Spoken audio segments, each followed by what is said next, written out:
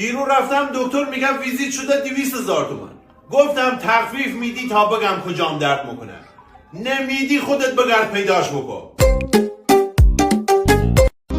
عشق مادر گوهر نایاب است، ناز مادر سالهاست که کمیاب است.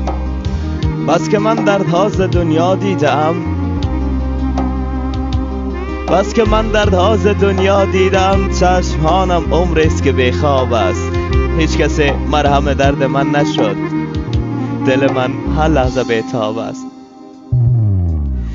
چه بگویم مادرم، بیگانه ها بیگانه خواهند شد. چه بگویم مادرم، بیگانه